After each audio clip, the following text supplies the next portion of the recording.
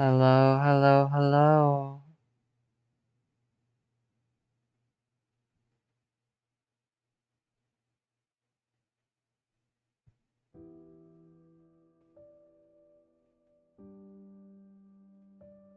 And yeah, I'm here. Lillian picked this world earlier, and it's just been one I'm sitting around in. However, the previous instance was open to everyone, and I kind of wanted to just have it to myself for a bit while I make this recording. The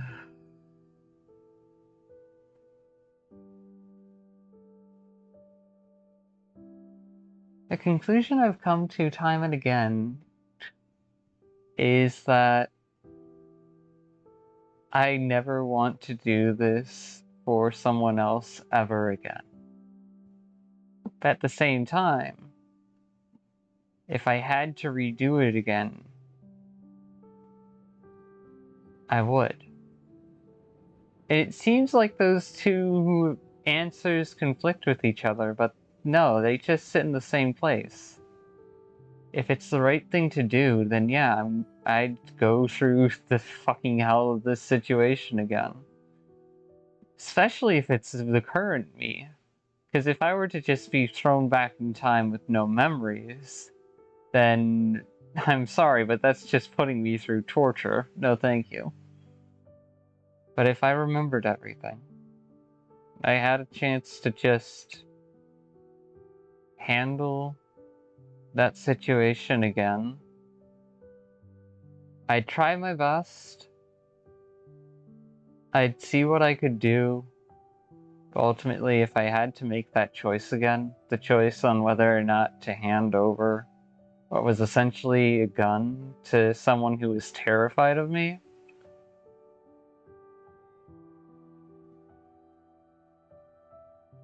weirdly enough, I'd do it again. Because at least that means they don't hit that low point with someone else.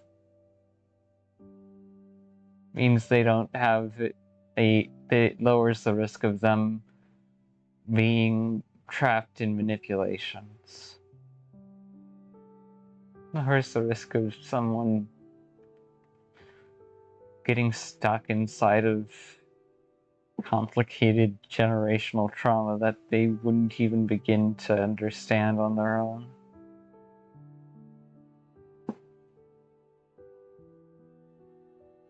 That's just me thinking about, like, people, not anyone in particular. Sure, I could think about the specific person, but it's not worth it.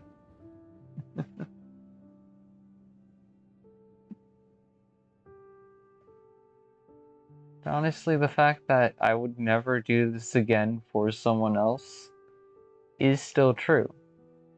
I wouldn't do it again for them, I'd do it again for myself. I'd do it again to prove to myself time and again that, yeah, even if I'm a fool, even if I'm a dumbass, even if I'm a mess up and dork, I'd still choose to do what I thought was right. Even if I wasn't fucking believed.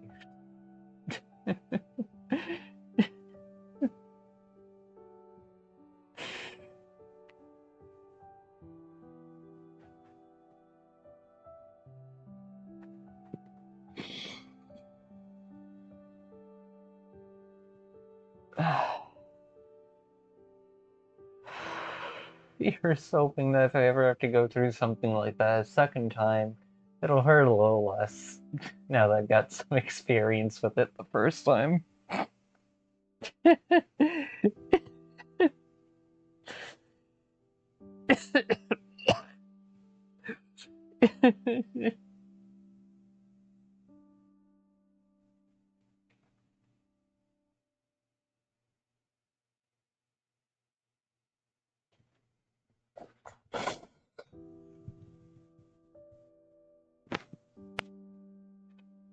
I'd fall again, I'd do it again.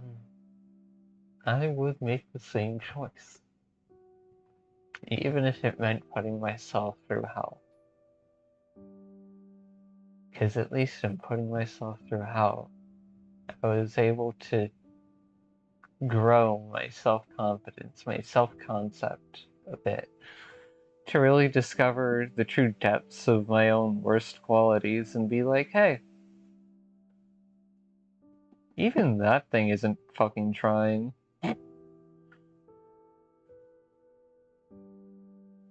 And I'm not sure anyone would ever want the worst qualities of me to try and be malicious or harmful. I would be terrified if I ran into my own worst qualities in someone else.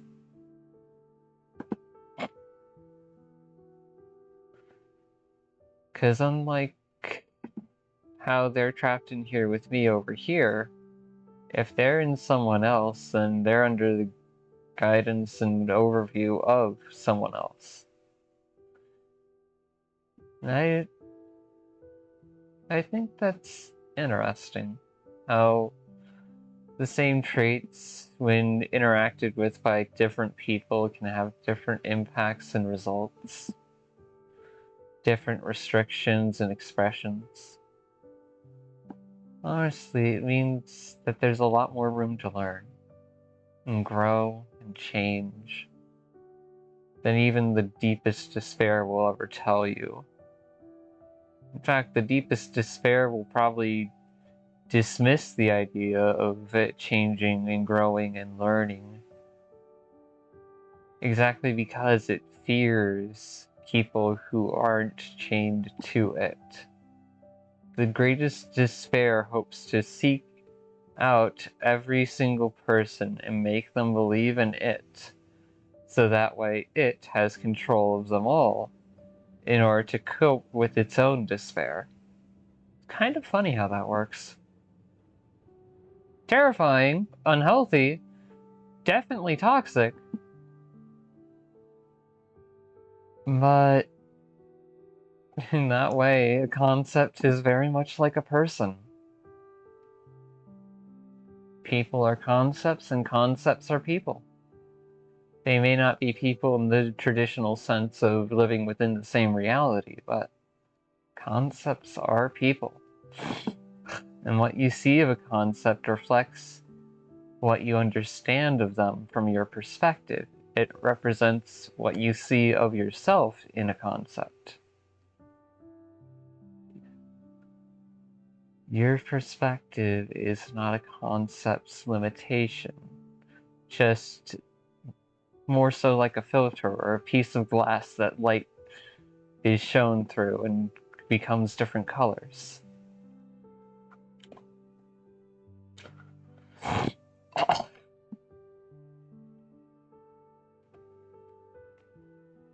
Yeah, I like that conclusion.